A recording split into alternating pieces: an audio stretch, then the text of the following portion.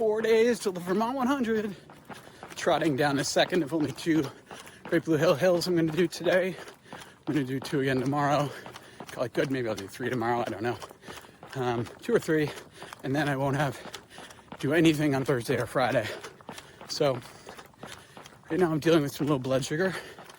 Diabetes, type 1 diabetes getting the better of me right now. Just kind of timed it wrong with my day. I think I thought I ate more for lunch than I did. And I had too much insulin like an hour and a half ago, an hour ago.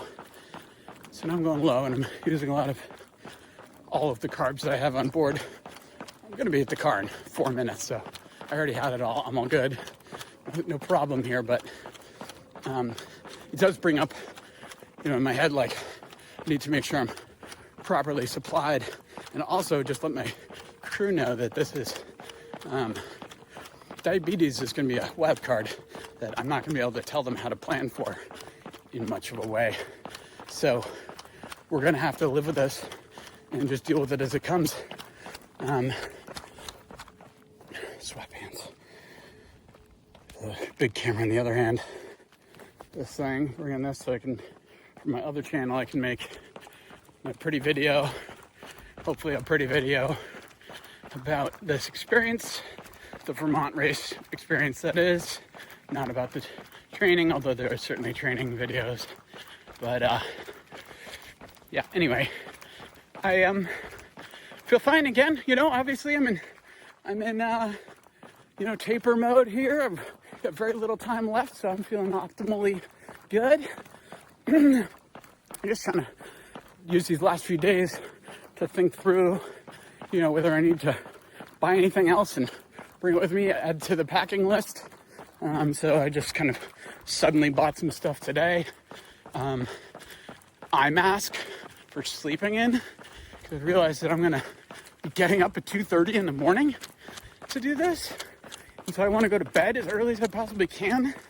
And so, that might even be before it's dark, if I can get myself to do that. So I'd like a chance to do that. So buying myself an eye mask. I haven't had one in years. So hopefully that'll help. I've got earplugs. Debating whether or not to take some kind of a sleep aid or something to help me go to bed earlier, sleep earlier. Yeah, just doing all that. I'm going to print the race binder out on Thursday, the day before we drive up there. So I'm just waiting for the last minute to see about forecast. Forecast is still for lower humidity for just the Friday, Saturday. So that's pretty helpful. Hopefully that holds. Seems to be the way it's going to be.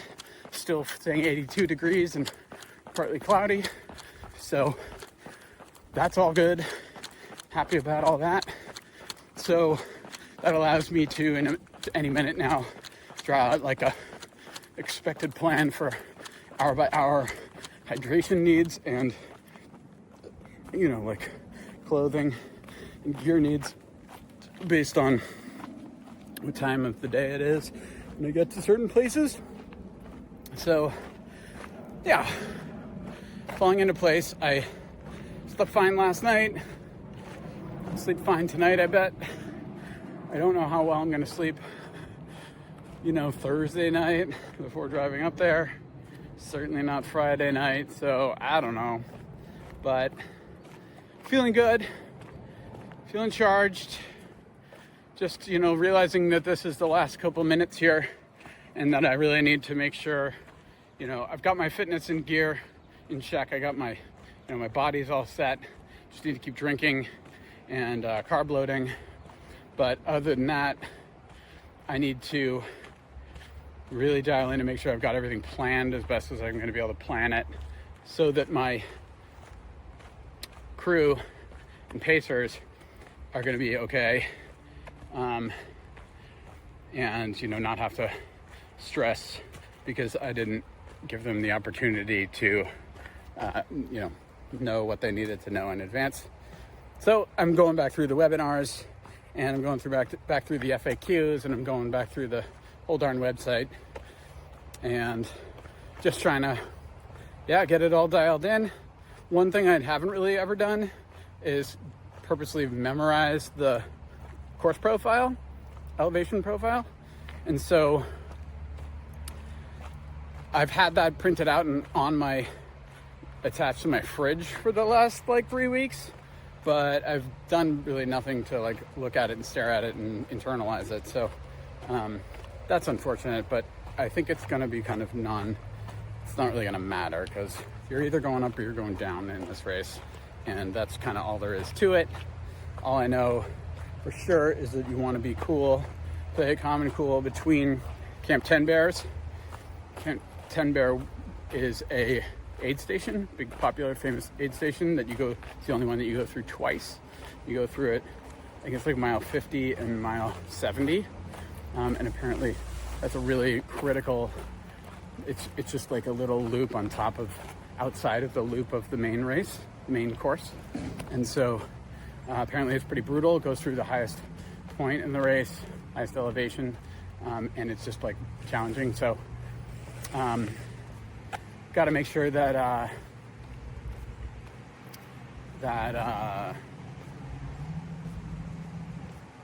play it cool between those two. It's also aided, manned by, staffed by the good people of TARC, the